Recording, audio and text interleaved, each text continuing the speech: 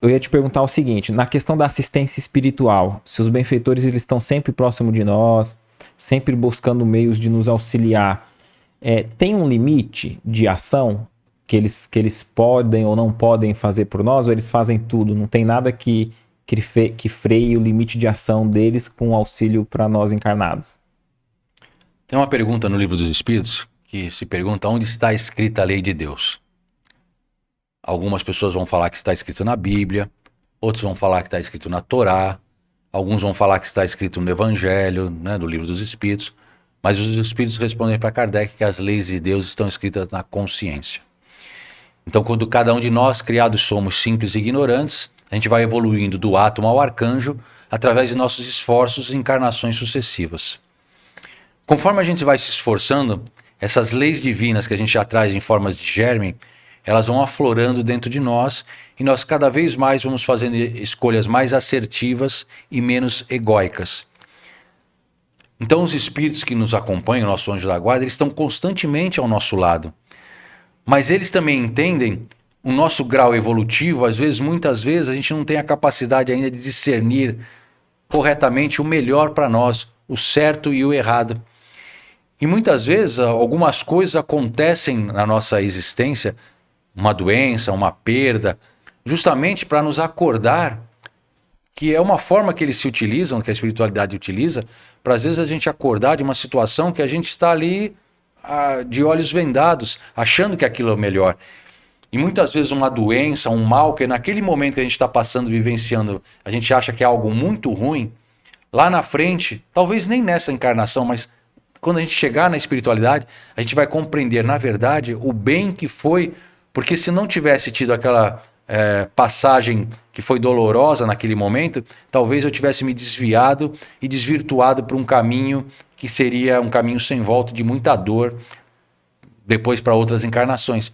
Porque o próprio Espírito André Luiz fala, né? Às vezes, uma escolha equivocada de 10 segundos pode comprometer dezenas de encarnações. Então, constantemente eles estão ao nosso lado. Não existe número... né? É tipo 70 vezes 7. Eles vão estar sempre ao nosso lado. Mas é o que ele falou naquela resposta. A gente precisa estar aberto.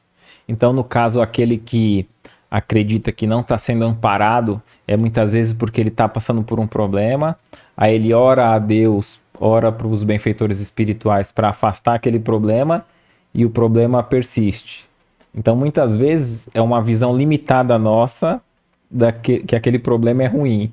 E aí a gente vai para o campo espiritual. Às vezes o nosso benfeitor sabe que é justamente aquilo que a gente precisa passar para o nosso crescimento, e aí por isso que eles permitem, porque eles sabem que o nosso pedido às vezes é um pedido infantil, da mesma forma que um filho às vezes pede alguma coisa, a gente sabe que aquilo é o melhor para ele, ainda que no momento pareça ruim, a gente estaria nesse pé de comparação com a espiritualidade, por isso que às vezes a gente se sente abandonado, mas na verdade é porque a gente quer que valha somente o nosso ponto de vista, a nossa oração.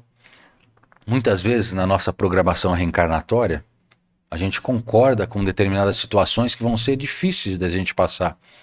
E os espíritos contam, é muito interessante, que muitas vezes a gente pede provas muito difíceis, situações assim recidivas na nossa vida, onde a gente passa por bastante dificuldade. E eles falam assim antes de encarnar: olha, Wilson, Éder, vai com calma, porque isso daí é muito pesado. Não, pode deixar, manda bala que eu tô preparado, eu agora não vou cair nessa, já caí nas outras, mano. Eles falam: não, vamos devagar. E realmente eles dão uma reestruturada. Porque quando a gente reencarna, a gente tem o véu do esquecimento. Quando a gente está no plano espiritual, a gente tem uma visão mais macro de algumas situações que eu vivi em outras existências, na qual eu tive uma escolha equivocada e aquilo acabou dando consequências, às vezes não muito positivas para mim e para outros que estavam ao meu redor. Então, de uma forma ou de outra, eu preciso passar por situações junto com aqueles espíritos na qual nós tivemos umas situações conflituosas, para que a gente possa se harmonizar novamente. Só que eu encarno e o véu do esquecimento não me deixa lembrar. Aí eu não quero mais conviver com aquele meu irmão que eu brigo toda hora, que a gente se desentende muito. Mas muitas vezes aqueles dois irmãos que estão se desentendendo agora foram sócios em outra existência que um assassinou o outro. Ou foram amigos que um matou o outro por causa da mesma mulher que amavam. Foram situações que foram criadas e foi gerando karmas, foram gerando débitos entre um e outro que precisam ser harmonizados. Às vezes um casal, marido e mulher, que no princípio estão muito apaixonados, né? Em determinado momento, com o decorrer da vida, do dia a dia conjugal, começa a se aparecer a personalidade e as dificuldades começam a aparecer. Porque muitas vezes esse casal, também em outras existências, por exemplo, foram sócios que se desentenderam. E a gente não sabe, a espiritualidade ali traz como marido e mulher, porque é dito para nós no Evangelho segundo o Espiritismo, que os espíritos que são colocados dentro do nosso núcleo familiar são os que a gente tem a maior necessidade de se afinizar.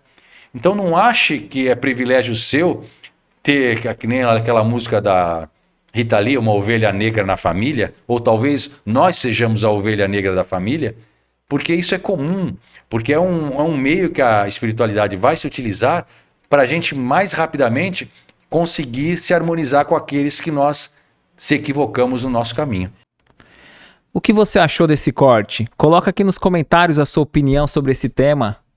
Para ver o episódio completo, é só pesquisar Recomeçar Podcast Espírita. E caso tenha ficado alguma dúvida sobre a doutrina espírita, é perfeitamente normal. Procure ler as obras de Allan Kardec.